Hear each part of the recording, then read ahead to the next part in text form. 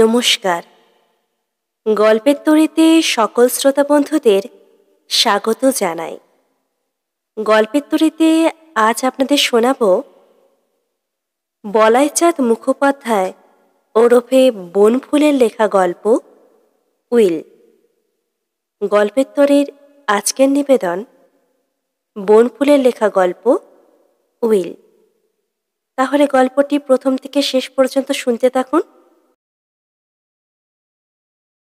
প্রেম প্রেম প্রেম, এদিকে ভিটে যে ঘুঘু চড়বে সেদিকে খেয়াল নেই ব্যাটার। একা একা নিজের ঘরে বসিয়া উচ্চ কণ্ঠেই উক্ত উক্তিটি করিলেন বিনয়বাবু।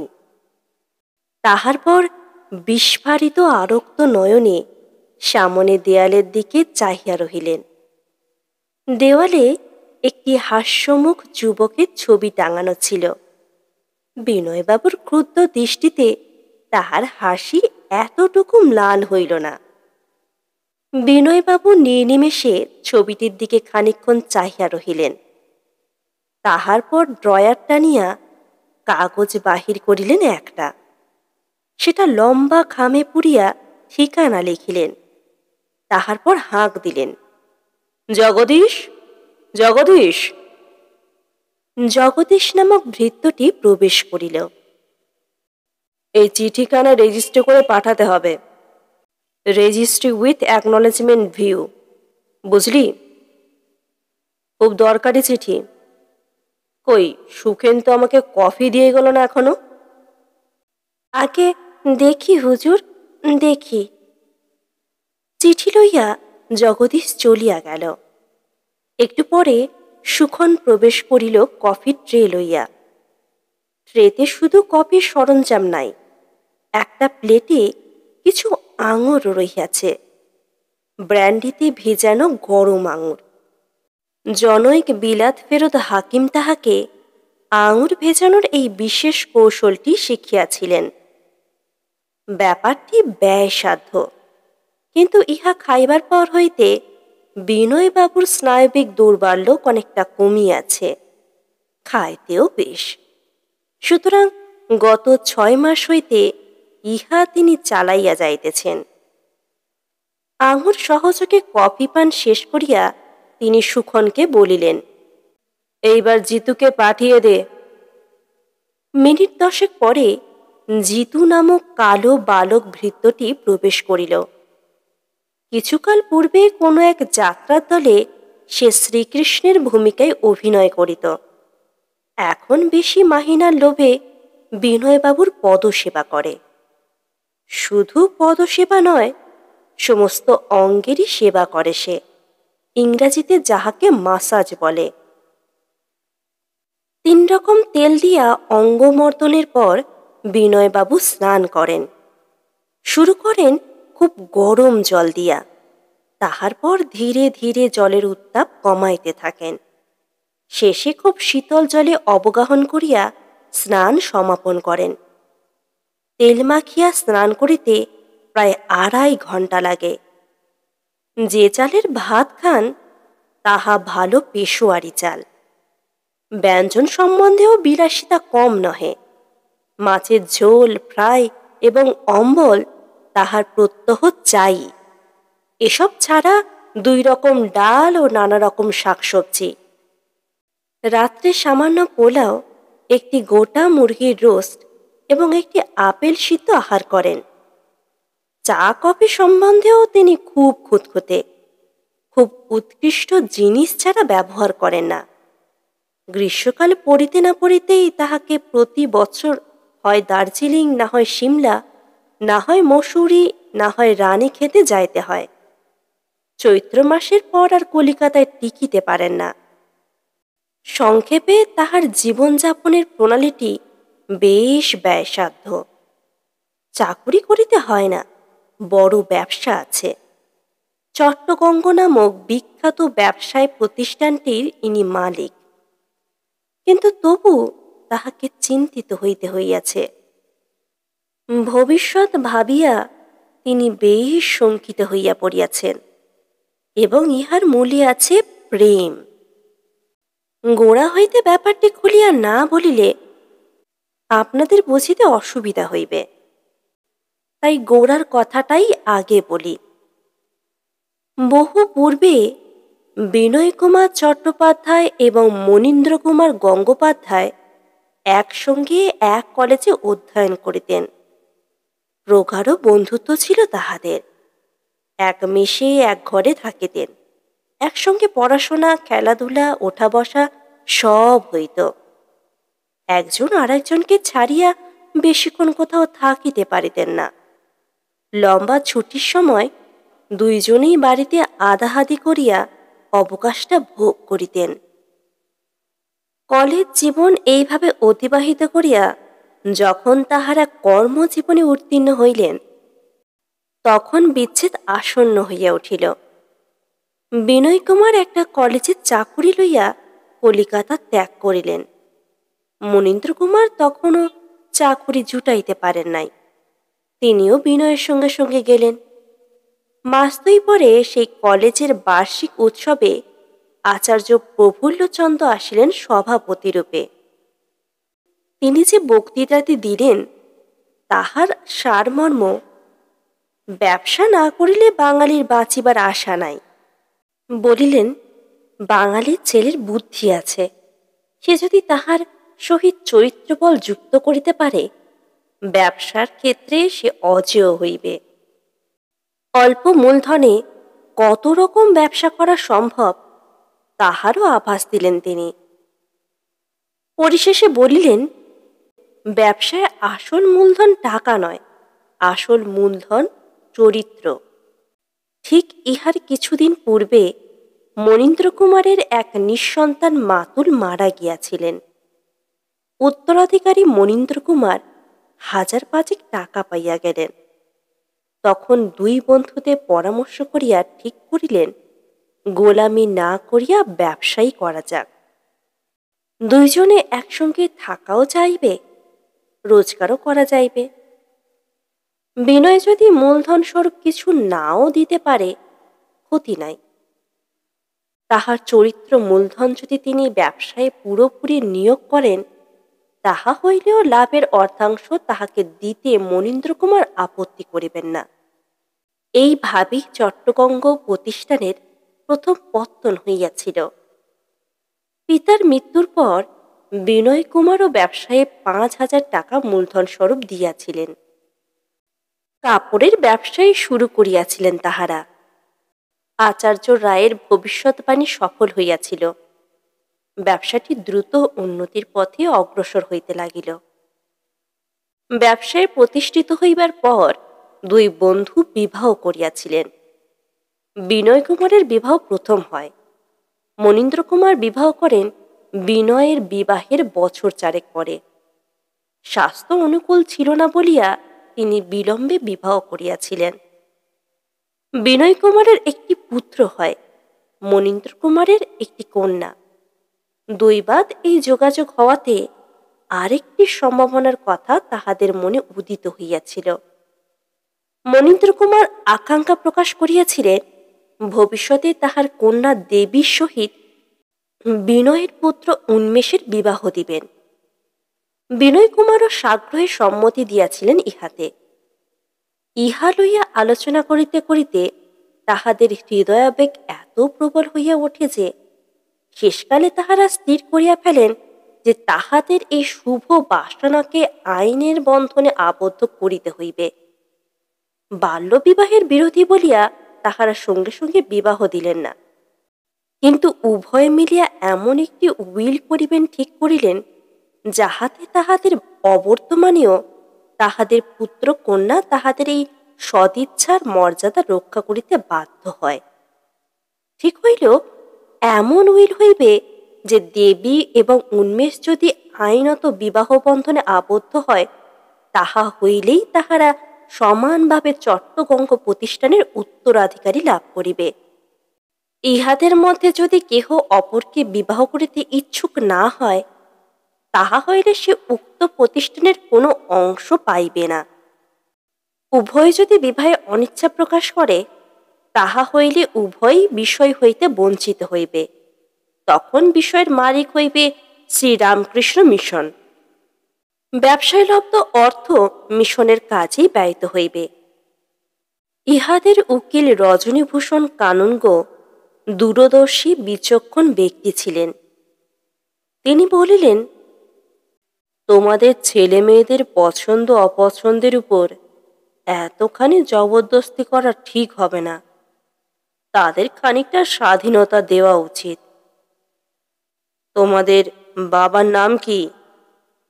বিনয় কুমার বলিলেন, স্বর্গীয় মতিলাল চট্টোপাধ্যায়। মনীন্দ্র কুমার বলিলেন, স্বর্গীয় শ্রীনাথ গঙ্গোপাধ্যায়। আমার মতে যা হওয়া উচিত এবং সঙ্গত সেটা তাহলে লিখে দিচ্ছি, দেখো। কানুনগো মহাশয় একটা কাগজে খসখস করিয়া লিখিয়া ফেলিলেন, শ্রীমতী দেবী গাঙ্গুলি যদি স্বর্গীয় মতিলাল চট্টোপাধ্যায়ের বংশের কাহাকেও বিবাহ করিতে রাজি না হয়, তাহা হইলে সে বিষয় হইতে বঞ্চিত হইবে। শ্রীমান উন্মেষ চট্টোপাধ্যায়ও যদি স্বর্গীয় শ্রীনাথ গাঙ্গুলির বংশের কোনো কন্যাকে বিবাহ না করে, তাহা হইলে বিষয়ের কোনো অংশ পাইবে না। চট্টগঙ্গ প্রতিষ্ঠান তখন শ্রীরামকৃষ্ণ মিশনের হাতে চলিয়া যাইবে।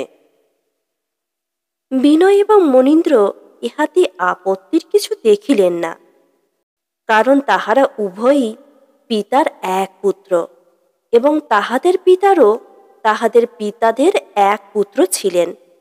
সুতরাং এই উইল দ্বারা কার্যত দেবী এবং উন্মেষ আইনত আবদ্ধই থাকিবে। কানুনগো মহাশয় তখন আইনের ভাষায় উক্ত উইলটি লিখিয়া ফেলিলেন এবং যথা সময়ে তাহা আইনত রেজিস্ট্রি হইয়া গেল। উইল করিবার 1 বছর পরে মনীন্দ্র কুমার হঠাৎ মারা গেলেন। দেবীর বয়স তখন 5 বৎসর। মনীন্দ্রের আর কোনো সন্তান হয় নাই। বিনয় কুমারেরও আর কোনো সন্তান হয় নাই, কারণ উন্মেষকে প্রসব করিবার কিছুদিন পরেই উন্মেষের মা মারা যান। বিনয় কুমার দ্বিতীয়বার দ্বার পরিগ্রহণ করেন নাই। নিজের পুত্র উন্মেষ এবং বন্ধুকন্যা দেবীকে ভালোভাবে মানুষ করিবার কাজে তিনি লাগিয়া পড়িলেন। 16 বৎসর পরে পরিস্থিতি এইরূপ দাঁড়াইল। দেবী MA পড়িতেছে। উন্মেষ সেখানকার পড়া শেষ করিয়া লন্ডনে গিয়াছে। বিনয় কুমার ব্যবসায়ের সুনিশ্চিত লাভ অনায়াসে ভোগ করিতে করিতে ঘোর বিলাসী হইয়া পড়িয়াছেন। শুধু বিলাসে নয়, কোনো কোনো ব্যসনেও তার মতি গিয়াছে। ফটকা খেলাতে, নানারূপ কাজে কোম্পানির শেয়ার কেনাতে প্রচুর অর্থ নষ্ট করিয়াছেন তিনি। তাহার পুত্র উন্মেষ খরচ সম্বন্ধে হিতাহিত জ্ঞান শূন্য। ফল যাহা দাঁড়াইয়াছে তাহা আশঙ্কাজনক। চট্টগঙ্গ প্রতিষ্ঠানের অডিটর কিছুদিন পূর্বে বিনয় কুমারকে জানাইয়াছেন, ব্যবসায় তাহার লভ্যাংশের অতিরিক্ত টাকা তিনি প্রতি বৎসরই লইয়াছেন। তাহার ঋণের পরিমাণ এখন এত বেশি যে তাহার পর অংশীদার মনীন্দ্র কুমারের বিধবা পত্নী নিহারবালাই কার্যত ব্যবসায়ের সম্পূর্ণ মালিক হইয়া পড়িয়াছেন। বিনয় কুমার এখন যাহা খরচ করিতেছেন তাহা নিহারবালার অংশ হইতে ঋণ স্বরূপ তাহাকে দেওয়া হইতেছে। বিনয় কুমার স্তম্ভিত হইয়া গেলেন। হইবারই কথা, কারণ খরচ করিবার সময় বোঝা যায় না, হিসাব করিবার পর স্তম্ভিত হইতে হয়। বিনয় কুমার আত্মসম্মানী লোক ছিলেন। বন্ধুর বিধবার নিকট তিনি প্রত্যহই ঋণী হইতেছেন। ইহাতে তাহার আত্মসম্মানে বড়ই আঘাত লাগিতে লাগিল। না জানি নিহারবালা কি মনে করিতেছে। এই চিন্তায় তাহার 2 রাত্রি ঘুম হইল না। শেষে ঠিক করিলেন একদিন তাহার সহিত এই বিষয়ে মুখোমুখি আলাপ করিবেন। উইলের কথাটাও তাহাকে বলিবেন। এতদিন উইলের কথা তিনি কাহাকেও জানান নাই। আজ যাইব কাল যাইব করিয়া কিন্তু তিনি বিলম্ব করিতে লাগিলেন। ইতিমধ্যে নিহারবালা একদিন হঠাৎ মারা গেলেন। নিহারবালার একমাত্র কন্যা দেবী তখন বিষয়ের উত্তরাধিকারিণী হইয়া পড়িল। বিনয় কুমার একদিন গিয়া তাহার নিকটেই উইলের কথাটি পারিবার চেষ্টা করিলেন। দেবী বলিল, আমি কাকাবাবু এখন পরীক্ষার পড়া নিয়ে ব্যস্ত, উইল টুইল নিয়ে মাথা ঘামাতে পারবো না, আমাকে ফার্স্ট ক্লাস পেতেই হবে। 1 মিনিট, উন্মেষকে বিয়ে করতে তোমার আপত্তি আছে? অনুদাকে? হঠাৎ সে হাসিয়া ফেলিল। এই কথা জিজ্ঞাসা করবার মানে? মানে আছে। অনুকে তুমি যদি বিয়ে করতে রাজি না হও, তাহলে মনির উইল অনুসারে তুমি চট্টগঙ্গের কোনো অংশ পাবে না। কে পাবে তাহলে? অনু। সে যদি অবশ্য তোমাকে বিয়ে করতে রাজি হয়। আর সেও যদি না হয়? হইবে, এমন কোনো কথা নেই। আমি তো দেখতে কালো। অনুদা আমাকে কি বলতে জানেন? তারকা। খুব সম্ভব সে রাজি হবে না। তাহলে কি হবে? সেও পাবে না কিছু। বিষয় রামকৃষ্ণ মিশনের হাতে চলে যাবে আমার মৃত্যুর পর। যাকে, উনি অত ভাবছেন কেন এখন থেকে? ভাবছি কারণ আমার অংশের সব লাভ আমি খরচ করে ফেলেছি। এখন তোমার অংশ থেকে আমাকে টাকা নিতে হচ্ছে। বিবেকে বাঁচছে সেটা। তুমি যদি আমার পুত্রবধূ হও তাহলে বাঁধবে না। আর মনির সেটাই ইচ্ছে ছিল। বেশ, আমার আপত্তি নেই। অনুদার কি মত আছে? সেটা এখনো জানি না, তাকে চিঠি লিখেছি। উন্মেষের উত্তর পাইয়া বিনয় কুমারের মাথায় বজ্র ভাঙিয়া পড়িল। উন্মেষ লিখিয়াছে, শ্রী চরণেশু, আপনার চিঠি পেলাম। বিষয়ের লোভে আমি দেবীকে বিয়ে করতে পারবো না। আমি লুসি নামে একটি মেয়েকে বিয়ে করব ঠিক করেছি। মেয়েটি খুব ভালো, দেখে আপনার নিশ্চয়ই পছন্দ হবে। তবে বিয়ের এখনো দেরি আছে, কারণ এর আগে তার আর একজনের সঙ্গে বিয়ে হয়েছিল। স্বামী স্ত্রীর বনছে না, ডিভোর্সের জন্য দরখাস্ত করেছে। ডিভোর্স হয়ে যাবে ঠিক, তখন আমি তাকে বিয়ে করব ঠিক করেছি। আর মাসখানেকের মধ্যে আমার পরীক্ষা শেষ হয়ে যাবে। পরীক্ষা শেষ হয়ে গেলে আমি বাড়ি ফিরে যাব। ডিভোর্সের ব্যাপার মিটে গেলে লুসিও আমার কাছে চলে যাবে বলেছে। ভারতবর্ষেই বিয়ে হবে।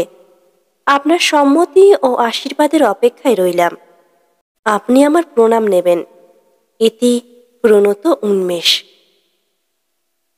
উন্মেষের পত্র পাইয়া বিনয় কুমার কয়েকদিন কিংকর্তব্যবিমূঢ় হইয়া রহিলেন। একটি কথাই বারবার তাহার মনে হইতে লাগিল। শেষে কি ওই মেয়েটারই নিকট তাহাকে সারা জীবন ঋণী হইয়া থাকিতে হইবে? উন্মেষ কাপড়ের ব্যবসায় সংক্রান্ত কাজ শিখিতে বিলাতে গিয়াছিল, যাহাতে ফিরিয়া আসিয়া ব্যবসায়ের উন্নতি করিতে পারে। কিন্তু দেবীকে বিবাহ না করিলে ব্যবসায় তো আর থাকিবে না তাহার। সে অবশ্য অক্সফোর্ডে কি একটা পরীক্ষা দিতেছে, ফিরিয়া আসিলে কোথাও একটা চাকরি পাইয়া যাইতে পারে। কিন্তু তিনি কি ওই লুসির সংসারে থাকিতে পারিবেন? অসম্ভব। অনেক ভাবিয়া তিনি অবশেষে পরামর্শ চাহিয়া তাহাদের উকিল রজনীভূষণ কানুনগোকে দীর্ঘ পত্র লিখিলেন একটি। সব কথা খুলিয়া লিখিলেন। লিখিয়া মনে হইল বাহিরের লোককে পারিবারিক সব খবর জানানো কি ভালো? বিশেষত নিজের অসংযত বিলাস ব্যসনের কাহিনী কানুনগোকে জানাইয়া লাভ কি? কয়েকদিন মনস্থির করিতে পারিলেন না, পত্রটি ডয়ারেই রাখিয়া দিলেন। কিন্তু শেষ পর্যন্ত তাহাকে মনস্থির করিতে হইল। ভাবিয়া দেখিলেন আইন কানুন সংক্রান্ত ব্যাপারে কানুনগো ছাড়া গতি নাই। জগদীশ চিঠিটি রেজিস্ট্রি করিয়া তাহার হাতে রসিদটি আনিয়া দিল। তিনি অধীর আগ্রহে কানুনগোর উত্তর প্রতীক্ষা করিতে লাগিলেন। দেবীর পরীক্ষা শেষ হইয়া গিয়েছে। খুব ভালো পরীক্ষা দিয়াছে সে, অপ্রত্যাশিত রকম ভালো। ঠিক করিয়াছে এইবার বেশ লম্বা একটা বেড়াইয়া আসিবে। কাশ্মীর যাইতে হইলে কোথায় কি করিতে হয় এসব লইয়াই সে মাথা ঘামাইতে লাগিল। এমন সময় হঠাৎ একদিন উন্মেষের খবরটা শুনিল। উন্মেষ নাকি দেশে ফিরিয়াছে এবং বিনয় কুমার নাকি তাকে বাড়ি হইতে দূর করিয়া দিয়াছেন।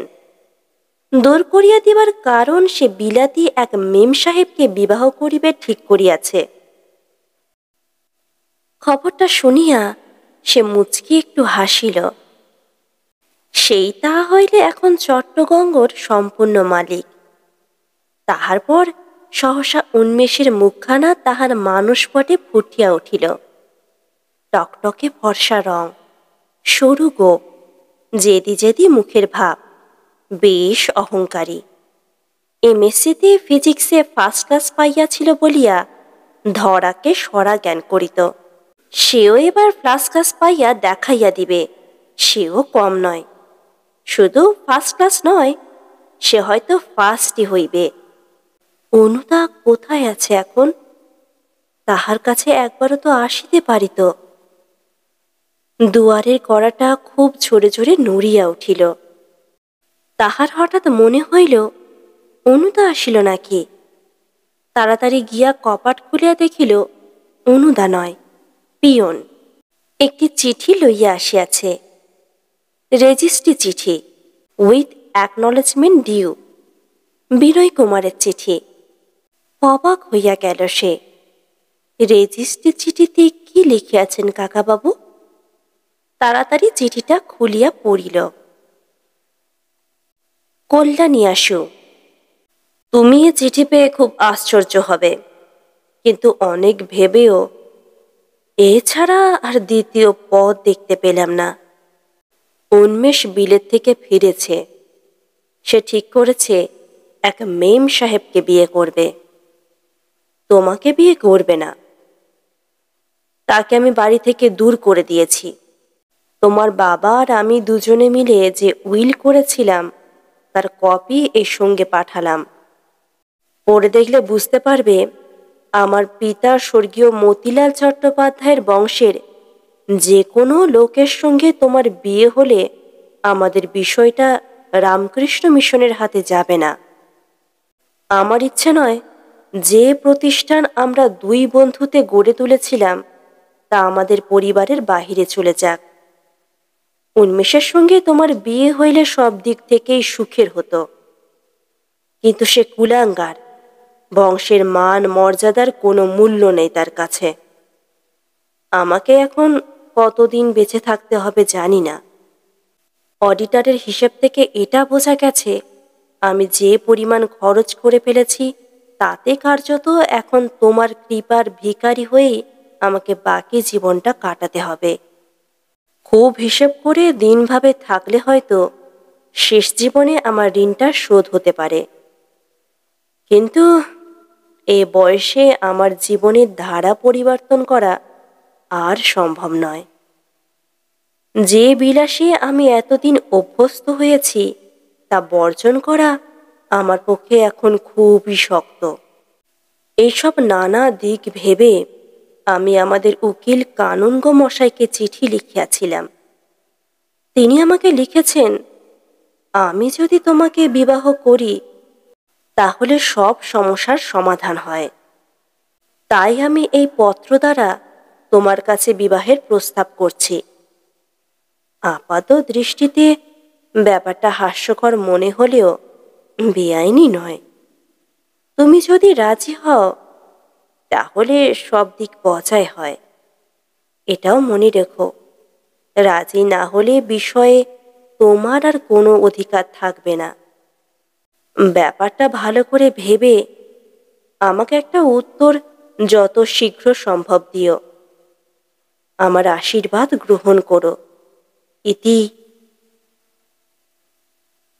দিন সাতেক পরে বিনয় কুমার দেবীর উত্তর পাইলেন। দেবী লিখিয়াছে, শ্রী চরণেশু। কাকাবাবু, আপনি যা লিখেছেন তাতে রাজি হওয়া আমার পক্ষে অসম্ভব। আপনি যে সমস্যার কথা লিখছেন তা আমি অন্যভাবে সমাধান করে দিলাম। সমস্ত বিষয়টা আপনাকে দান করে দিচ্ছি। ডিড অফ গিফট রেজিস্ট্রি করে পাঠালাম। অনুদাকে বিয়ে করতে আমি রাজি ছিলাম, এখনো আছি। সুতরাং ভবিষ্যতে আমি বিষয়ের উত্তরাধিকারিণী উইল অনুসারে। আমার সেই উত্তরাধিকারের সমস্ত সত্ত্ব আপনাকে দান করে দিলাম। আমার বাড়িটা আমি ছেড়ে দিয়ে যাচ্ছি, আপনি ওটারও যা হয় ব্যবস্থা করবেন। আমার প্রণাম নিন। ইতি প্রণতা দেবী। 2 বছর পরে বিনয় কুমার দেবীর নিকট হইতে আরেকটি পত্র পাইলেন। শ্রীচরণেষু, কাকাবাবু, আশা করি আপনি ভালো আছেন। একটি সুখবর দেবার জন্য আপনাকে এই চিঠি লিখছি। আমি এখানকার কলেজে প্রফেসরি নিয়ে এসেছিলাম। দিনকতক পরে অনুদাও এই কলেজে এসে হাজির হলেন ফিজিক্সের প্রফেসর হয়ে। লুসির সঙ্গে অনুদার বিয়ে হয়নি, কারণ তার স্বামীর সঙ্গে মিটমাট হয়ে গিয়েছে। ডিভোর্স হয়নি। মাস 6 আগে অনুদা আমাকে কি বললে জানেন? দেখো দেবী, আমি তোমাকে ঠিক বিয়ে করতুম, কিন্তু বিষয়ের লোভে বাধ্য হয়ে তোমাকে বিয়ে করতে হবে, এইটি আমার খুব খারাপ লেগেছিল। লুসি মেয়েটাকেও ভালো লেগেছিল তখন, তাই তোমাকে বিয়ে করতে রাজি হয়নি। এখন আর তোমার কাছে বিয়ের প্রস্তাব করবার মুখ নেই আমার, কিন্তু মনে হচ্ছে তোমাকে পেলে জীবনে আমি সুখী হতাম। কি কাণ্ড দেখুন! আমি প্রথমে কিছুতেই রাজি হইনি, কিন্তু ও কিরকম জেদি ছেলে তা তো জানেন। ঘুরিয়ে ফিরে রোজই ওই এক কথা বলতে লাগলো। শেষটা আমি রাজি হয়ে গেলুম। মাস 3 আমাদের বিয়ে হয়ে গেছে। নদীর ধারে যে বাংলোটা আমরা ভাড়া করেছি সেটা চমৎকার। আপনি একবার এসে বেরিয়ে যাবেন। আপনার আসবার খবর পেলে দোতলার ফ্ল্যাটটা আপনার জন্য ঠিক করিয়ে রাখব। আমার প্রণাম জানবেন। ইতি প্রণতা দেবী। গল্পটি এই পর্যন্ত সমাপ্ত হলো। আপনারা শুনছিলেন বলাইচাঁদ মুখোপাধ্যায়ের লেখা গল্প উইল। গল্পটি কেমন লাগলো অবশ্যই করে কমেন্টে জানাবে। ভালো লাগলে লাইক করবেন, কমেন্ট করবেন এবং প্রিয়জন বন্ধুবান্ধবদের সাথে শেয়ার করে নেবেন। চ্যানেলে নতুন হলে এবং ভিন্ন ভিন্ন স্বাদের অডিও স্টোরি শুনতে গল্পের তরী চ্যানেলটিকে অবশ্যই করে সাবস্ক্রাইব করে নেবেন। ধন্যবাদ।